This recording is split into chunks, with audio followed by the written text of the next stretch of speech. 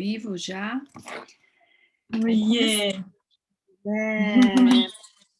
Eba, obrigada!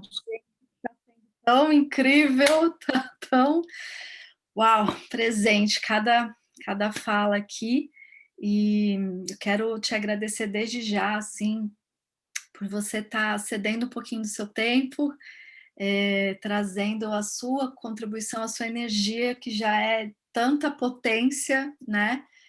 E assim, as pessoas que estão escolhendo estar aqui com a gente são pessoas que, de alguma maneira, percebem, né?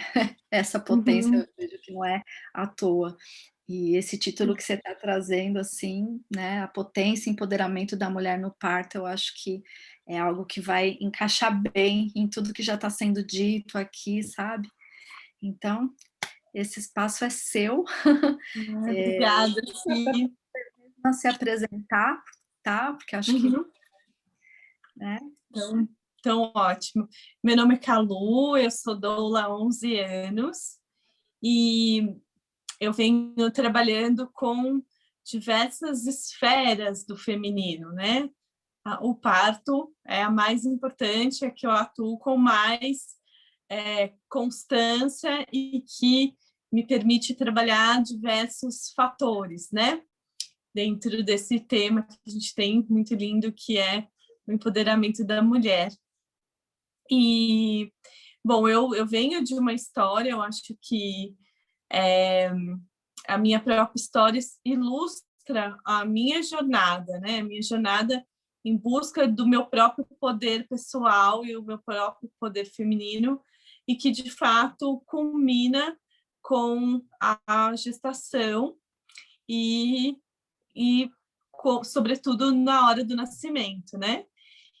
Bom, então, eu sempre fui uma mulher que tinha como foco na vida, acho que como muitas de nós, o trabalho, né? O trabalho era a coisa mais importante da minha representatividade nesse mundo, né? E eu, desde muito criança, tinha um ponto que era essencial da minha jornada. Eu sempre quis fazer algo que fosse trabalhar com a consciência do planeta. Eu tinha isso muito claro. Assim. Aí, quando eu tinha 12 anos de idade, estava rolando a Rio+10, a Eco 92, e aí eu vi um discurso de uma menina que tinha mais ou menos a minha idade, em que ela dizia exatamente assim, que mundo que vocês estão deixando para a gente, que mundo que eu vou deixar para os meus filhos, né? E essa frase me tocou assim muito profundamente, assim. Então, quando eu tinha essa idade, uns 12, 13 anos, eu sabia que eu queria trabalhar com o meio ambiente. E aí, eu sempre tive uma certa facilidade, um certo dom para escrever e também para me comunicar com as pessoas. Então, foi muito fácil escolher a minha profissão, assim. Então, eu queria fazer jornalismo ambiental. Desde sempre, eu não queria fazer jornalismo qualquer, eu queria fazer jornalismo ambiental. E aí, nisso, eu segui. Meu primeiro estágio foi na Sabesp, então eu trabalhava com muitos temas ambientais, porque você trabalhar com água, com ciência e tal. E aí foi uma experiência muito legal, porque foi a primeira vez que eu entrei em contato. Eu já estava no segundo ano de faculdade de jornalismo, eu fiz Casper Libero. Era uma jovem menina, muito, muito jovem, entrei com 17 anos na faculdade, então já trabalhava com isso e tinha essa consciência do meio ambiente. E logo depois eu consegui um estágio na TV Cultura, e eu, na época, estava lendo um livro que era incrível, que era o livro chamado Ponto de Mutação, e eu estava lendo esse livro, e aí sentou uma moça do meu lado e falou: quantos anos você tem? Eu, 19. Aí ela falou: não é possível que você esteja lendo esse livro, do Fritjof Capra. Eu falei: sim, eu inclusive faço cursos de física quântica, que sempre foi uma coisa que eu gostava muito e tal. Ela falou, não, mas você não está entendendo nada desse livro, vamos discutir algumas coisas. E aí eu fiquei um tempo conversando com ela, eu não sabia quem era ela, mas ela me abordou desse jeito. E daí ela terminou e falou assim, onde você trabalha? Eu falei, eu trabalho ali, faço pauta e produção na TV Cultura ali, né, e tal. Ela falou assim, bom, eu sou a diretora-chefe do jornalismo do Repórter Eco e eu quero que você assuma a pauta do programa que a gente vai começar agora, chamado Biodiversidade Brasil.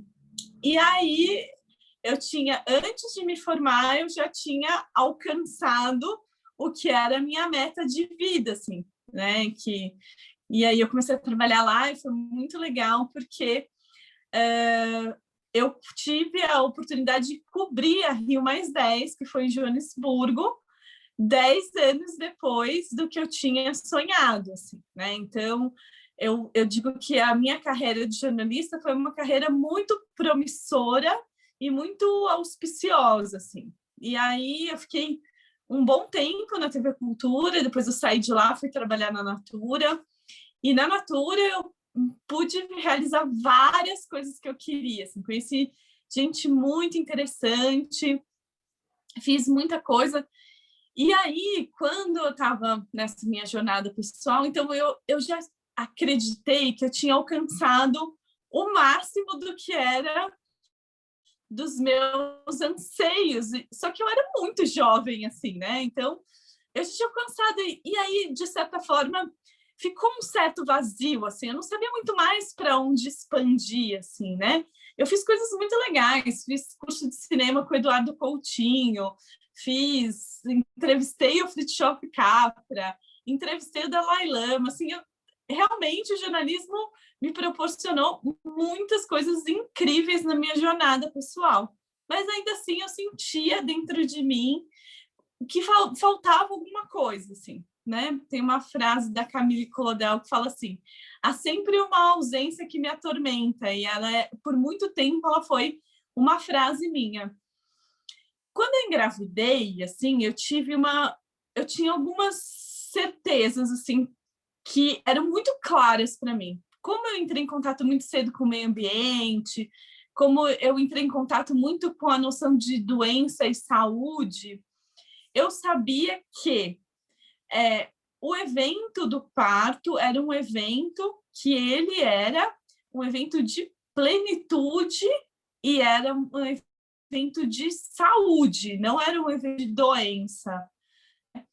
E eu acreditava, da mesma forma como os sistemas florestais, os sistemas agrícolas, se você permite com que o tempo, criando um ambiente favorável, você vai ter muito mais resultado do que fazendo intervenções, principalmente químicas, né?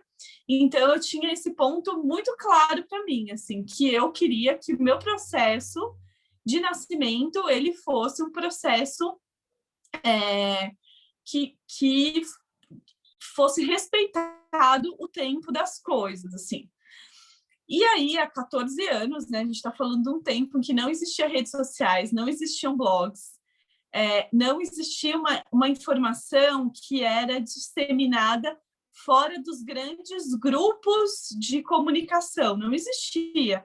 Você tinha o UOL, Terra, e você não tinha outros veículos de comunicação, era o tradicional. Então, quando eu engravidei, assim, eu comecei a tatear esse universo de parto.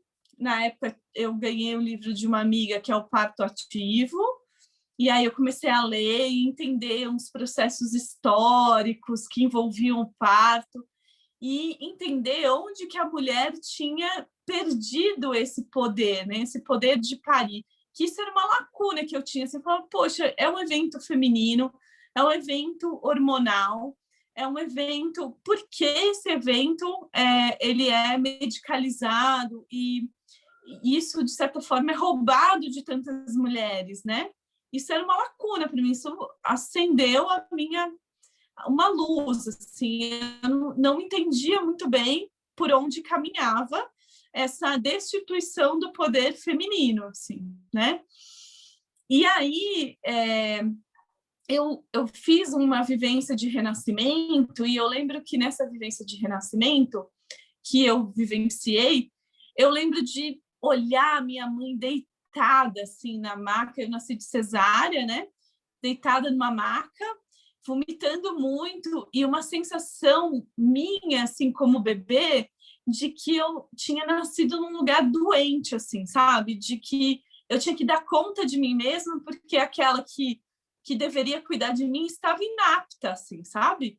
Então, eu lembrei dessa sensação, e isso era uma sensação que eu tinha, assim, muito na minha jornada, que eu queria vivenciar isso de uma forma completamente diferente.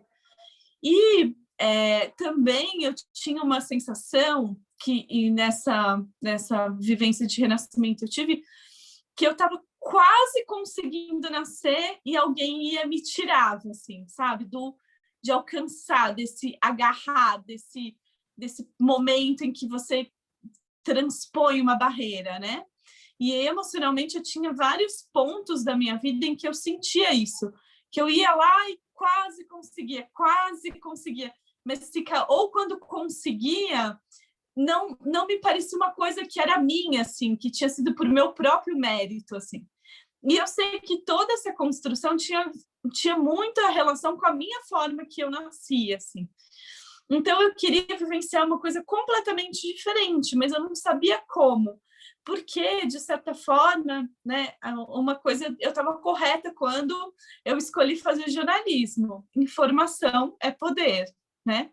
Aquele que domina a informação desinteressada e absoluta tem a capacidade de tomar decisões baseadas em suas próprias escolhas e não na manipulação. Então, eu sentia assim que ninguém me falava direito como que ia ser o parto, ou o que era o parto, qual era a esfera de nascimento, onde que estava a minha responsabilidade, e atrás dessa responsabilidade o meu próprio poder.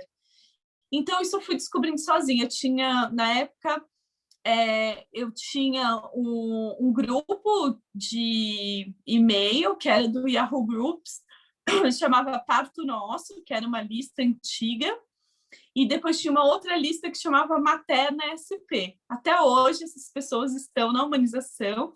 Quem moderava Parto Nosso era a Melânia Amorim, e quem moderava a Materna SP era a Ana Cris Duarte. Então, elas continuam aí, lindas, maravilhosas, divas da humanização, e elas que foram, assim, que começaram mesmo, né? Eu brinco que eu sou da segunda linha de frente da humanização. Essas pessoas já estavam ali na frente, né?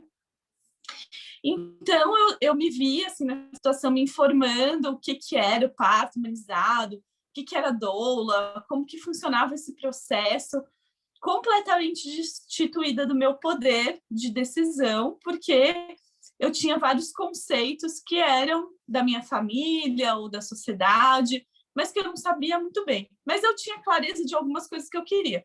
Que esse processo não queria que ele fosse medicalizado, e eu não queria receber nenhum tipo de hormônio, porque essa tinha sido a minha atitude ao longo da minha vida. Eu nunca tomei pílula, eu sempre entendi que mexer com hormônios era algo muito sutil e que o homem nunca ficaria perfeito se a gente ficasse mexendo nisso, assim, né? Eu tinha essa sensação. Eu sempre gostei muito de menstruar, eu sempre gostei de perceber os meus ciclos menstruais. Então, eu sempre achei que os meus hormônios, eles eram muito bem cuidados ao longo da minha vida e que eu não precisava mexer neles. E aí, um dia, conversando com o meu obstetra, ele falou assim, não, mas não tem como você não tomar ocitocina. Aí eu falei, como assim? Ele, não. A hora que você chegar no hospital, vão pegar um acesso venoso, você vai ter que tomar antibiótico, você vai ter que tomar ocitocina. E eu fiquei assim, meu Deus do céu, e agora o que eu faço? Tipo, eu construí uma possibilidade que não existe. Como assim? Não é possível que não exista outra forma. E aí, assim, eu tenho na minha personalidade um jeito assim, se eu não posso resolver, eu deixo em algum lugar, assim, meio que quieto, porque uma hora eu acho que as coisas vão se resolver. Assim, se eu não tenho a capacidade, uma hora a capacidade vai vir e eu vou conseguir resolver. E aí foi isso, deixei esse assunto para lá, deixei correr o barco e tal. Quando eu estava lá com 33 semanas, né, a minha mãe resolveu fazer um chá de bebê. E eu sou uma pessoa que eu não gosto de chá de bebê. Assim, sempre achei um evento meio que destitui a mulher do seu poder, sabe? Infantiliza, tinha umas brincadeiras de pintar, de humilhar, uma certa sensação de humilhação. Eu tinha ido a um chá de bebê de uma amiga e eu me senti muito mal por ela e eu nunca queria viver aquilo, assim, sabe? Para mim era uma coisa muito estranha. E a minha mãe insistiu muito, assim, eu sou a mulher mais velha da família, né? A primeira filha, neta e tal, então não tinha crianças na família, né? Então minha mãe queria muito que tivesse, que fizesse isso para a família. E assim, no momento de muita fragilidade que eu tive, eu falei, tudo bem, assim. Aí no chá de bebê eu já comecei a me sentir estranha. As pessoas me perguntavam sobre o parto, me perguntavam as coisas, e quanto mais as pessoas me questionavam sobre as coisas, mais eu via que eu não tinha clareza sobre absolutamente nada que eu ia fazer, como que eu ia fazer, o que eu ia fazer, até o momento que eu falei, acho que eu estava conversando com uma amiga, então, eu vou chamar uma doula, ela vai ficar aqui em casa, quando eu tiver com o trabalho de parto mais avançado, eu vou para a maternidade. Meu pai ouviu e falou, não, você vai estar na minha casa, na primeira contração eu te levo para a maternidade. E eu falei, caramba, agora acabou tudo, como que eu vou fazer? O que eu vou fazer? Como que eu vou resolver essa equação maluca, assim? Daí eu comecei a passar mal, comecei a passar muito mal. Fui embora do chá de bebê. Falei, gente, eu não consigo mais ficar em pé. Comecei a vomitar. E assim, fui para casa e fiquei assim, quietinha, assim, tal. Aí, um momento, eu pensei assim, gente, eu tenho que ligar para aquela doula, que era a Ana Cris, que eu tinha entrado em contato quando eu estava lá com 27 semanas, e ela tinha sido muito assertiva comigo. Ela falou assim, olha, com seu médico do plano de saúde, morando na casa dos seus pais, é melhor você guardar o dinheiro da doula e pagar terapia. E aí eu fiquei assim muito chocada com aquela frase. Mas de verdade, quando chegou lá com 33 semanas, era verdade isso. Era a única verdade. E aí eu liguei para ela e falei assim, mas então, como que eu resolvo essa equação? Tem um problema agora gigante, porque agora estou no final da gestação. Eu não sei nem onde eu vou parir, com quem eu vou parir. Ela falou, o seu marido não é lá de Belo Horizonte? Vai lá parir no Sofia Feldman. Lá é um SUS super legal, valorizado e não sei o quê. E aí eu fiquei bem caladinha, bem caladinha, fiquei pesquisando e tal. Convenci o meu companheiro a conhecer o Sofia Feldman, mudei todos os meus planos, que em princípio eu ia viajar só depois que meu filho tivesse uns 2 meses, ia ficar na casa da minha mãe e tal.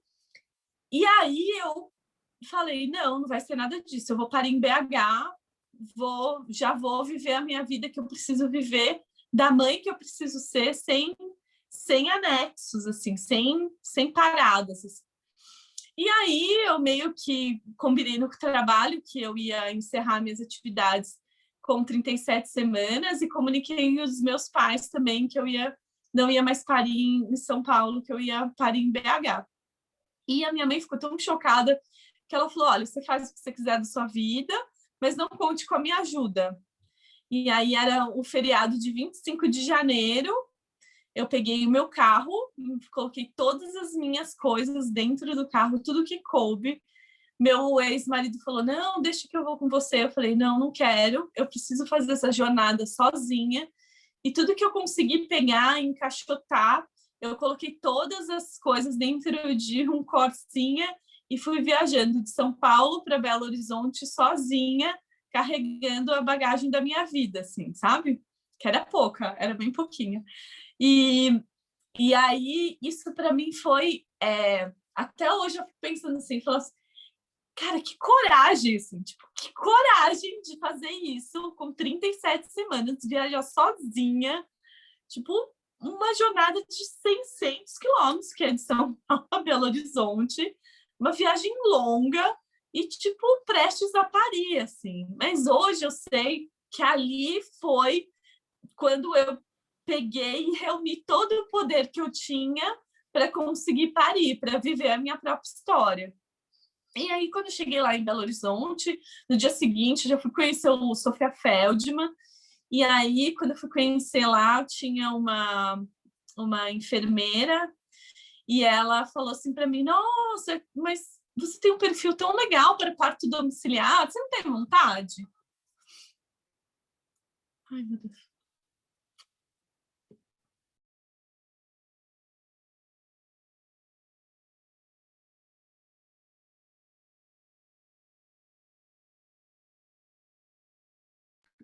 A gente já continua, ela caiu aqui, mas a gente já deve entrar de novo. Só um minuto.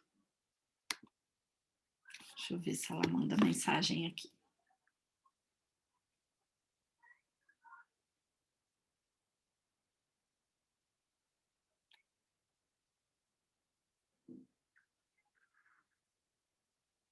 Pronto.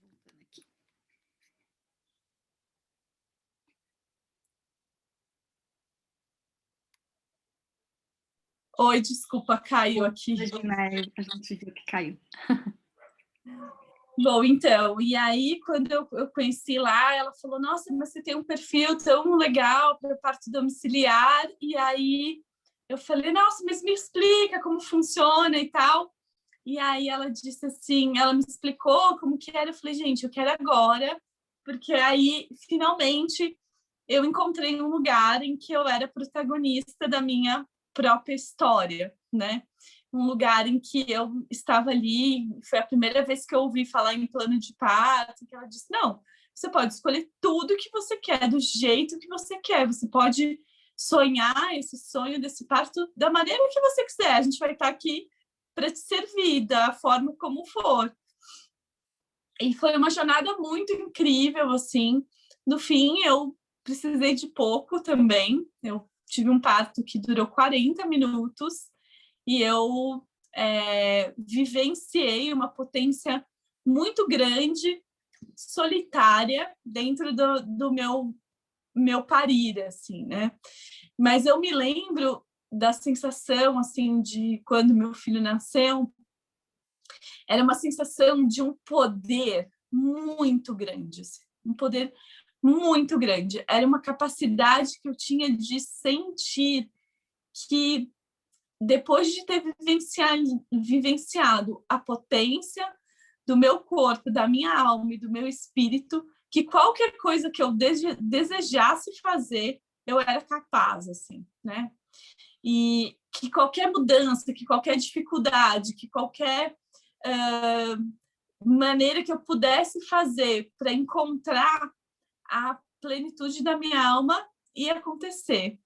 Então, ter vivido a minha história me mostrou que o caminho, né, desse encontro com o poder feminino, ele é um caminho muitas vezes cheio de obstáculo, como a própria jornada dos heróis são, né? Qualquer filme que a gente acompanha, qualquer, né, roteiro que a gente acompanhe, não é uma jornada fácil, né? É uma jornada que ela tem os obstáculos, e esses obstáculos eles são usados para que o herói desenvolva talentos para a grande batalha, que em geral é contra si mesmo, né? Não é contra nada externo, mas contra suas próprias dificuldades internas. Então, muita gente me pergunta: Nossa, como você conseguiu ter um parto de 40 minutos, né? Sem dor? Porque eu tive que enfrentar uma jornada heróica e durante toda a minha gestação, assim. Eu tive que encontrar forças e poderes que não eram mapeados ou tateados, mas algo que eu tive que desbravar um caminho, assim, né? E hoje as mulheres que estão grávidas, elas têm muito mais formas de acessar esse poder muito antes.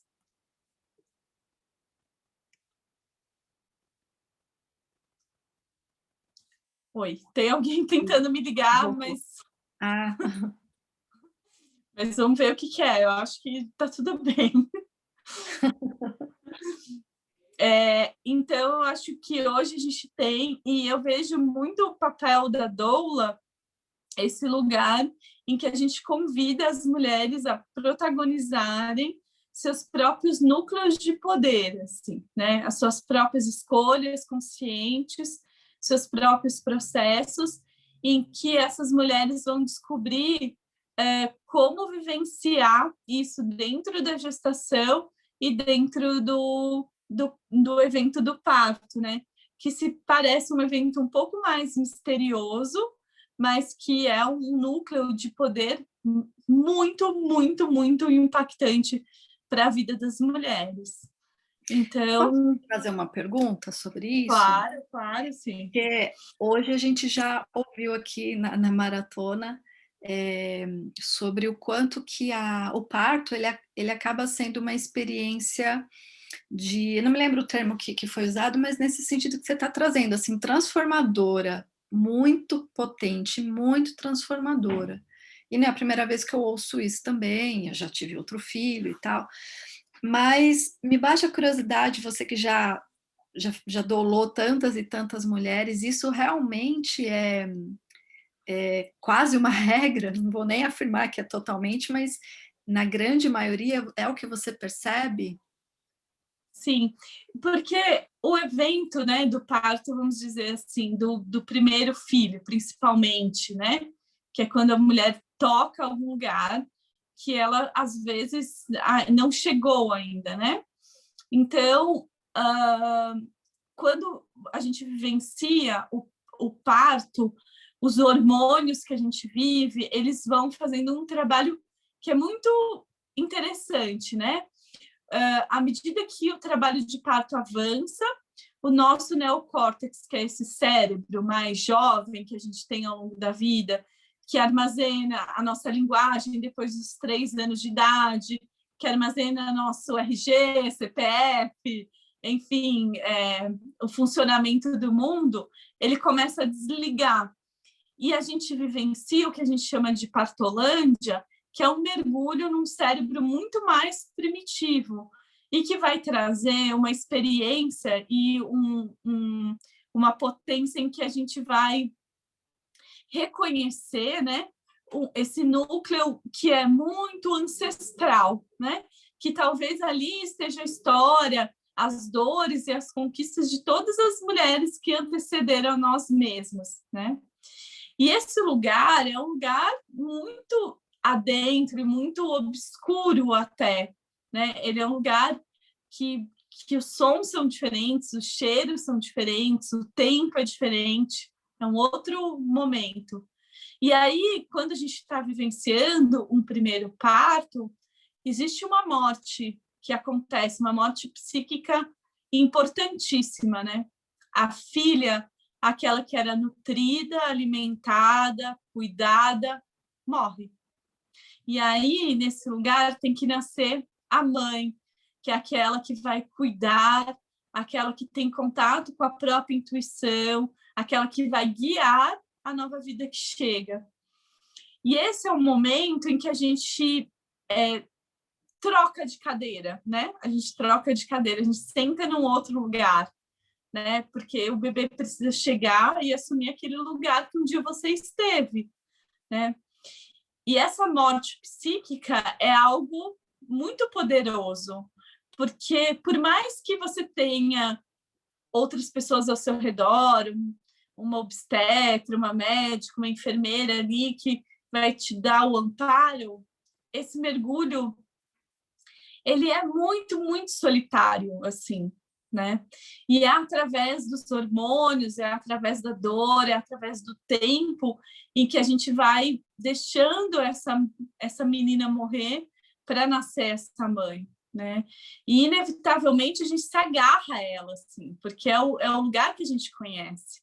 Então, é um evento muito transformador a começar por aí, né? Que você vivencia uma morte psíquica e que quando você passa por isso, quando você volta e você senta nesse outro lugar, quando você, né, se coroa nesse outro lugar, a sensação é transformadora, é de um poder, assim, que não tem preço, sabe? Porque nós mulheres, a gente vive muito pouco a potência do nosso biológico, né? A gente luta contra a potência do nosso biológico desde sempre, assim, né? A gente já tem que a menstruação é algo não legal, que as nossas alterações hormonais, elas são, né? Tem até o nome dentro da psicologia, histeria, né? Que são doenças do útero, né? Então, assim, a gente é tratado como essas alterações, essas oscilações, é quase como se algo que precisasse ser corrigido de alguma forma, né? Então, a gente não tem esse acolhimento por a nossa natureza cíclica, né? E aí a gente tem a possibilidade de experimentar isso muitos e muitos ciclos, só que no parto é pegar esse ciclo e potencializar em 300 vezes. Então, as sensações, esse mergulho que a gente faz dentro do ciclo que a gente faria dentro do ciclo menstrual, a gente faz com uma potência gigante dentro do parto, né? Então, quando se a gente for olhar dentro desse processo, né? O que está acontecendo, né? Pensa, a primeira coisa que o útero faz é centralizar o colo do útero, né? O colo do útero está lá para trás, ele vai se direcionar para a vagina. Um órgão está se movendo com lentidão, assim como a Terra gira ao redor do Sol, né? Então, do mesmo jeito que a Terra gira ao redor do Sol, o seu colo do útero está girando para se permitir se abrir, né? O que é espesso, que é uma camada espessa ali, que trabalhou 9 meses para segurar aquele bebê, ela começa a se esvair, né? Ela começa a se soltar.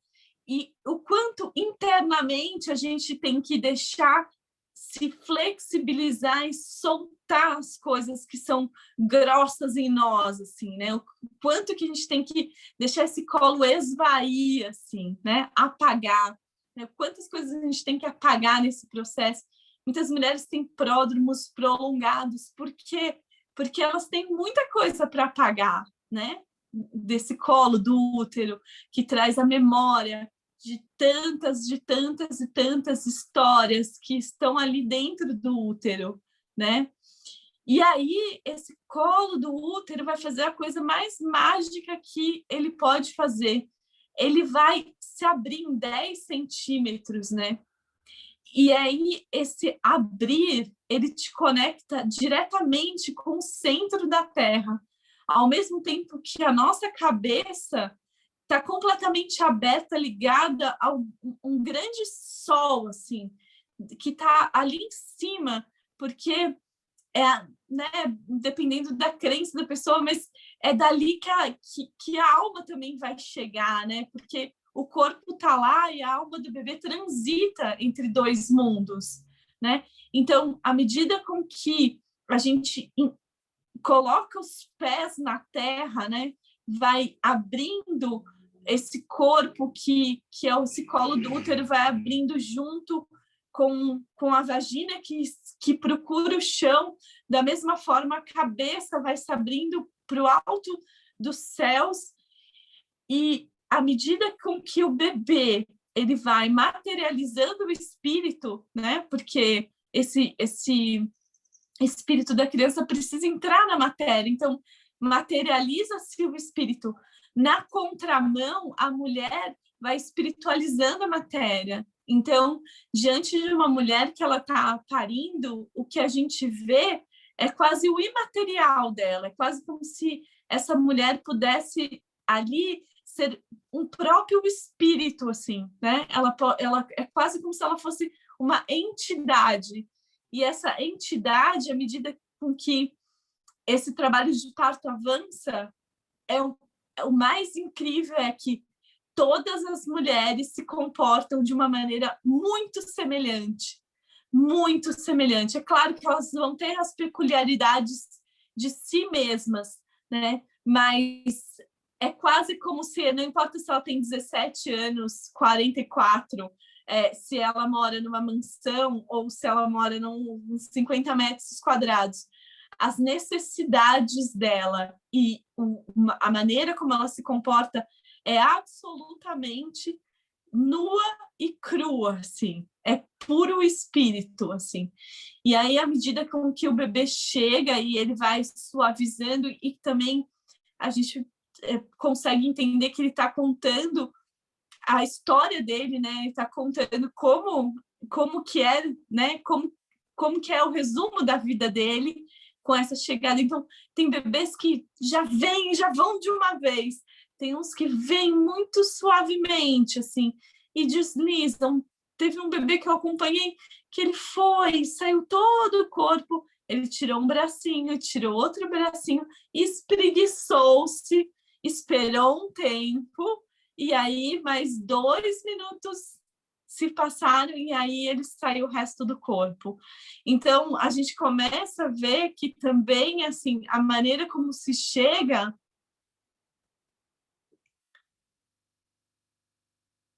Voltou.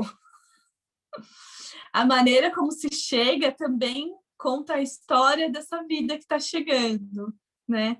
Então, isso é muito mágico, fantástico e, assim, muito inspirador. E isso tem a ver com que, às vezes, a gente tem uma noção, né, de que poder é aquela coisa... poder! Né? Aquela coisa... Mas, às vezes, o poder é suave, assim. É uma permissão, assim, né? Eu tenho o poder de permitir com que um bebê chegue, né? Como eu vou fazer essa permissão? Vai depender da minha vida, da minha jornada, de como eu me comporto e também de como essa alma também se comporta. Mas essa permissão, ela é o poder, né? E aí a gente vivencia o poder quando a gente diz sim para um bebê que chega nesse mundo, porque a gente precisa, em algum lugar, dizer sim quando a gente engravida, né? É o óvulo que permite escolher o espermatozoide, e isso muda tudo dentro da nossa visão da onde está o poder, né? O poder não é do que corre mais rápido, do que fura mais duro, mas o poder reside naquele que dá passagem para o escolhido, né? E essa escolha é do óvulo.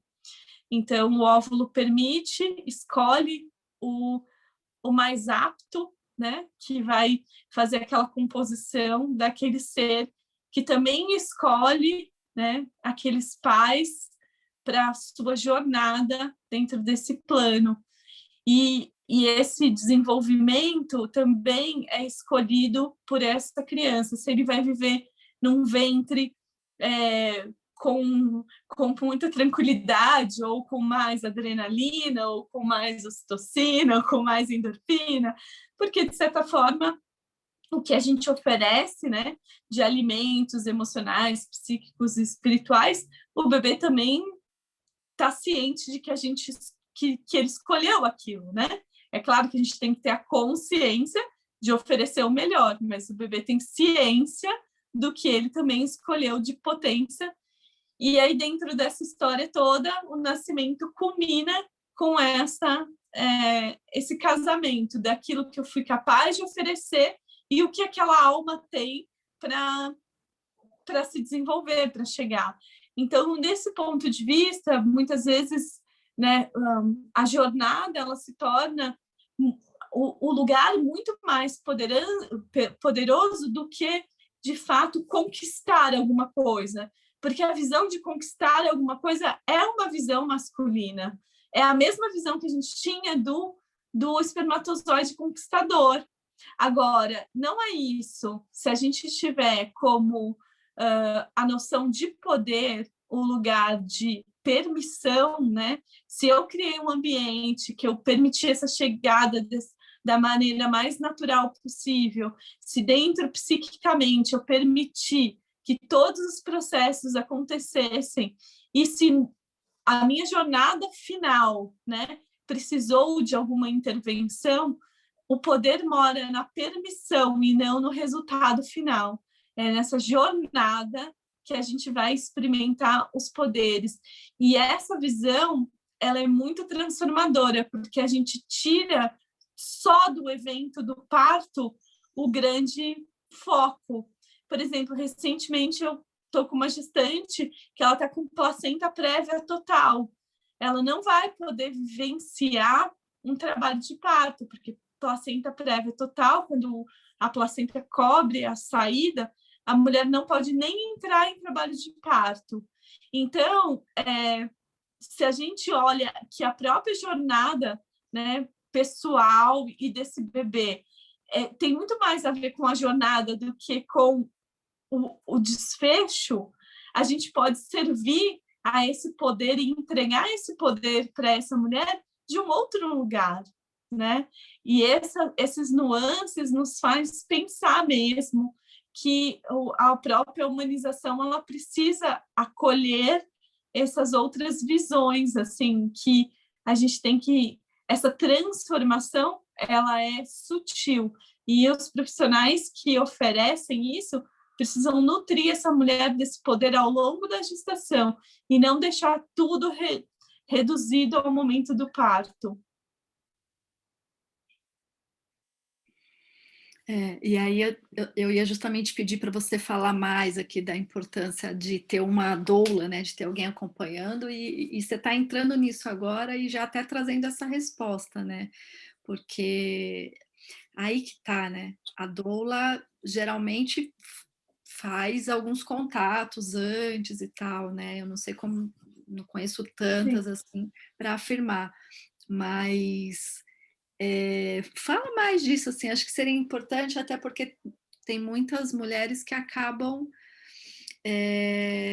achando que não vão precisar, ou já existem tantas crenças de que é desnecessário, de que é luxo, né? Eu ouço algumas conversas nesse sentido, e também porque a gente está aqui falando, e nessa maratona tem sido falado muito da potência que a mulher é, do saber que ela tem. E aí, se a mulher é tanta potência e tanto saber, para que uma doula, né? Então, acho que você tem aí bagagem para poder trazer isso com muita clareza. A gente precisa entender assim, né? Nós somos os únicos mamíferos, né, que por uma própria condição em que a gente se desenvolveu, que é uma condição em que a gente pare fetos e não filhotes, né? Eu acho que isso é a gente, quando ficou em pé, a gente diminuiu 3 meses o tempo da gestação, por isso que a gente fala de esterogestação, né? A cabeça precisou diminuir o tamanho e a gente só consegue parir pequenos fetos, a gente não pare filhotes, a gente não pare filhotes que são aptos como um cavalo, né, um elefante ali, né? A gente é um pouco mais próximo de um marsupial, né? Que vai terminar o desenvolvimento final fora do útero, né? Então, quando a gente também ficou em pé, o que aconteceu foi que nós somos os únicos mamíferos que precisam de auxílio para o nascimento. O nosso, por exemplo, um primata, o jeito que o filhote nasce é apto para a primata pegar o seu filhote. Então, a cabeça do bebezinho nasce olhando para cima, nasce olhando para ela. E logo os ombros já saem retinhos, assim, ela já consegue encaixar a mão debaixo do sovaquinho do macaquinho e traz o macaquinho para perto dela. Nós não, nosso filhote nasce olhando para trás e faz rotações finais para nascer. Então, a gente já precisa de ajuda, assim, né? A gente precisa de auxílio. é possível ter um parto, uma mulher absolutamente sozinha? Em nenhuma tradição existe isso. Uma mulher que é deixada sozinha em que ela pegue o seu filhote, seu bebê. Não, eu desconheço. Nenhuma tradição existe isso. Sempre existe uma mulher mais experiente que já passou pelo processo, que está ali ao lado, auxiliando a saída desse bebê, né? Então, acho que a partir disso a gente já entende que por mais potência e que a gente tenha, a gente já tem uma configuração em que nós precisamos de uma tribo, né? A gente precisa de uma tribo pequena para receber esse bebê e depois de uma tribo maior para cuidar desse bebê, né? Então, essa condição já diz assim, quem é que vai estar ao seu lado auxiliando esse processo? Porque quando a gente tem essa capacidade de se entregar, é quando a gente sabe que o outro tem um outro alguém que vai cuidar, né? Então,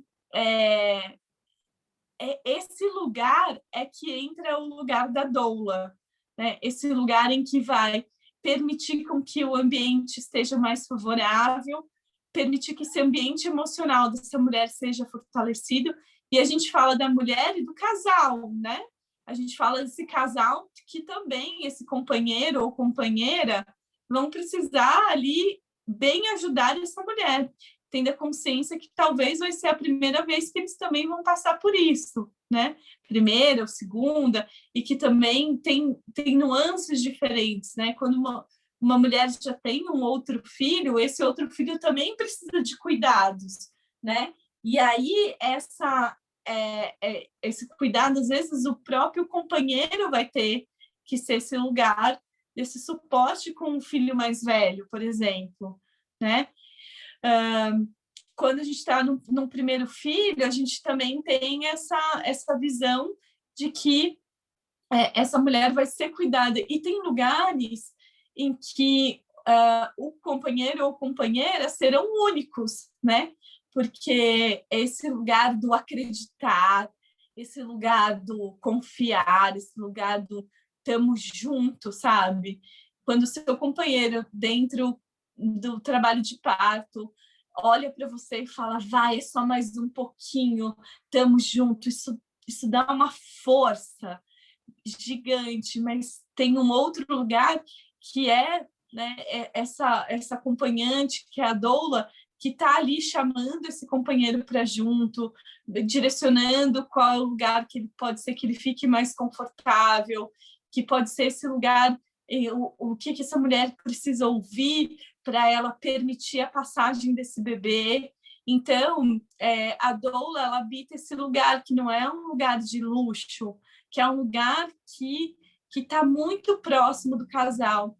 Porque se você tem uma equipe que tem uma médica, uma enfermeira, a médica e a enfermeira eles sempre estão procurando um lugar onde está errado, em que elas precisam corrigir. A doula está procurando sempre um lugar onde a mulher pode estar mais confortável, né? Uma água mais quente, uma cabeça apoiada de um jeito melhor, um companheiro que esteja num lugar onde ele vai ajudar melhor, ou se ele quiser receber esse bebê, né? Então, a doula ela tem essa visão, por essa experiência de ter vivido muitas vezes esse processo, ela pode guiar esse casal dentro das próprias escolhas deles mesmos, né? Que isso é combinado previamente. Então, eu sempre pergunto, você quer tentar receber o bebê, né? Você quer ser o primeiro a tocar o bebê? E aí, sendo possível, a gente, durante o trabalho de parto, vai guiando esse acompanhante para ele estar num lugar mais favorável, né? E também a gente vai olhando essa mulher para que ela esteja nesse lugar mais confortável, né? Seja um banquinho. Teve um parto que eu acompanhei, que foi um parto super rápido, assim, e aí a mulher chegou com o bebê, parindo o bebê mesmo, né? E aí ela meio que agachou no chão, assim, e eu agachei atrás dela, e fiquei meio segurando ela com as minhas pernas, assim, sabe? Ela apoiada nas minhas pernas. E aí teve uma hora que ela sentou no chão e eu sentei também. Aí, nesse momento, eu bati o olho, assim, envezado, e vi o companheiro dela sentado, assim, no chão, rezando, mas ele estava num lugar completamente sem saber o que fazer, sabe? E daí eu estendi a mão para ele, olhei no olho dele num silêncio absoluto. E aí eu puxei a mão dele e fui colocando ele no lugar onde eu estava. E aí eu vi que, como eu estava naquele lugar, as minhas costas estavam doendo e que ele precisava de um apoio nas costas. Então eu fiquei em pé atrás dele, dando apoio com as minhas próprias pernas para as costas dele. E foi assim que eles pariram no chão e eu fui apenas uma parede para as costas do marido, né? E depois que isso aconteceu, ele depois conversando comigo, ele falou: foi uma sutileza que fez toda a diferença na vida, assim, que eu vi que ali você estava oferecendo o seu lugar, né, que estava confortável para a mulher, mas reconhecendo que talvez você pudesse servir num outro lugar e aquilo tocou muito ele, porque ele falou: eu estava bem perdido, sem saber o que fazer, onde estar, e você me colocou no lugar perfeito, assim. E é isso, essa delicadeza de entender, de fazer uma leitura do ambiente, ela é muito rica, né? Ela vai trazendo elementos que te permitem colocar as pessoas, essa mulher, entender se ela está confortável ou não, se ali, né, ela está no silêncio mesmo, numa percepção muito sutil de entender qual é o seu lugar de servir e ajudando o companheiro a bem servir, né? Então, esse é o papel fundamental da doula. E aí, nesse processo, é muito legal que, né, assim, por exemplo, eu tenho como ponto de fazer alguns encontros antes, pelo menos 2 ou 3 encontros, porque, primeiro, aquele ponto, né, que da minha história, que é informação. Acho que informação é poder, então, explicar como que acontece um trabalho de parto, né, tentar mostrar como que é esse processo, ajuda a mulher a ficar confortável e identificar as fases do trabalho de parto, entender que o que está acontecendo com ela é algo esperado, normal e até comemorável, né? Depois eu faço um segundo encontro que é da gente fazer juntas o plano de parto, que também é muito legal, porque também a gente vai contando um pouco o que acontece em casa ou no hospital. Isso vai dando uma parte do ambiente, das rotinas que são necessárias para a mulher ter esse norte. Então, pronto, primeiro eu sei o que acontece com o meu corpo, depois eu entendo o que acontece fora do meu corpo, né? Para um terceiro encontro, fazer um escalda-pés, uma visualização do nascimento e entender o que acontece com o meu espírito, né? Então, onde que meu espírito entra dentro desse processo? Então, esses encontros, eles são bem desenhados nesse ponto, assim, né? De criar uma atmosfera e um pensar nessa direção, assim, de construir essa consciência, ou pelo menos uma luz de consciência, para que a pessoa tenha um farol para se guiar dentro dessa jornada. Muito legal, acho que deu para trazer bastante clareza aí para quem ainda está tateando esse assunto, né? E tem um comentário aqui da Maria José dizendo: uau, Calu, o seu nome já é forte.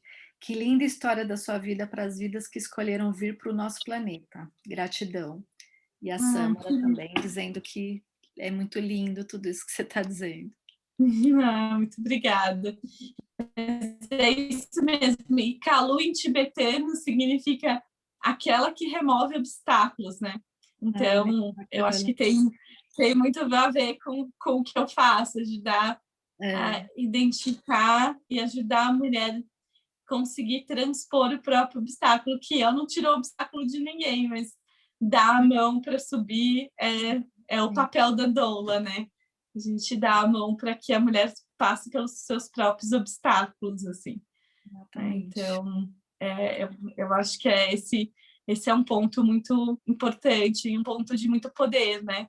Eu reconheço o poder do outro e sei que eu, por ter vivenciado, tenho algumas ferramentas que dá a mão, mas quem cruza o caminho é a mulher. Isso realmente é muito lindo. Lu, a gente tá aqui, né? Nos falta 3 minutinhos para terminar. A Maria José está dizendo que ela veio para esse mundo pela adoção da avó, que é parteira. Olha, que linda! É. Muito bem, cheia de vida. Uhum. Então, Então é isso, gente. Acho que, como eu já tinha falado em outros lives aqui, né? É só um aperitivo, né? Para a gente poder, aquela que se sentir convidada a buscar mais e a reconhecer em si, né? Toda essa potência aí que você está trazendo, né? Ou resgatar da sua história, aquelas que também não estão gestantes, para poder perceber realmente esse poder aí que a gente carrega, estando gestante ou não, né? Carol, exatamente. obrigada. Obrigada por Obrigada, Si. tudo isso. Uau, né? Eu já conhecia alguns pedacinhos, trechinhos da sua história, até porque eu acompanho lá o seu canal do Instagram e você sempre traz coisas muito lindas lá, escrevendo maravilhosamente. Convido quem quiser. Obrigada. Vou deixar você falar aqui o seu canal, porque eu não lembro de cor, mas vale muito Olhar mamífero. isso, Olhar Mamíferos. É Isso, só isso, corrido, não tem ponto, né? isso. Não tem. Olha a minha dúvida. Então vão até lá. E então eu já conheci alguns trechos da sua história, né? Mas hoje você trazendo tudo isso, eu ainda reverencio ainda mais, assim. Nossa, Ah, incrível. eu que agradeço, assim, nossa história já tem pontos interessantíssimos juntas, assim, inesquecíveis para mim. E é isso, é muito bom estar aqui, podendo, de certa forma, oferecer também para outras mulheres que vêm através de você. E muito feliz mesmo de ter sido escolhida para falar sobre isso, esse tema tão especial para mim. Assim. Então, uma noite maravilhosa para nós e que a gente nasce, renasce e busque o nosso poder em vários pontos da nossa vida, porque o parto é um evento incrível, maravilhoso, que a gente pode viver isso, mas muitas vezes a gente nasce, renasce e pode descobrir esse poder e usá-lo de uma maneira para transformar a nossa vida. Uhum, sim. Então é isso, Beijo gente. grande, querida. Beijo. Beijos. Obrigada. Tchau, Até mais. tchau. Tchau, tchau.